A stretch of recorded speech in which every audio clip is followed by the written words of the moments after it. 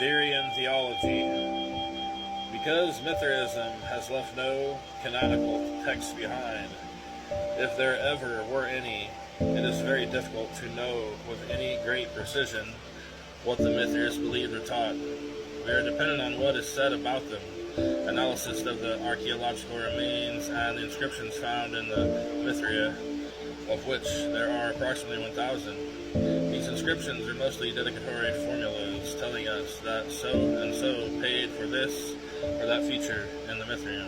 The importance of these lies in the fact that it shows that men of all professions and backgrounds are important in the cult.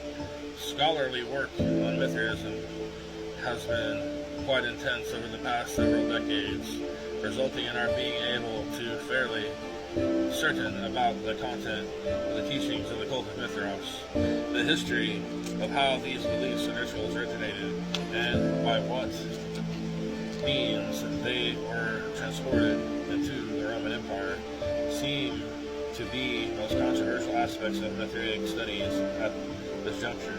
The Mithras had a good reputation for being moral and ethical in their dealings with one another and with their fellow citizens. This angered the Christians who accused the Mithras of imitating Christian teachings and rituals.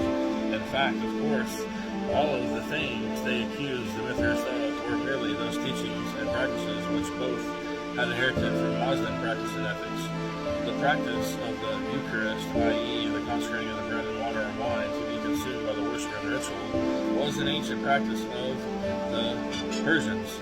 This is fundamental to the Yasna ritual. Mithras engaged in sacred meals or banquets in their ceremonies, and, of course, the Christians have their highly symbolic and stingy Eucharist ritual. Now, none of this appears to come from the Judaic or Roman practice per se, but rather is a magical ritual borrowed from the Persians. It may well be that the cult of Mithras was keyed to the Persian Zoroastrian ideology. This would fit insofar as the Mithraic ideology was certainly bound to astrological teachings and purposes, and Zervan, as the time was the integral concept of the ideology of Zervan, is identified as both Greek Aeon and Chronos Roman Saturn, and the degree of Saturn is the highest initiatory degree. In the Mithraic mysteries, Saturn governs the zone just on this side of the vault of the nighttime sky. A numerological link between Mithras and Saturn is shown here using the Greek spelling of the name Mithras. Mithras was a cosmic god who mastered time and space and who had the power to intercede on the initiate's behalf and to protect him, because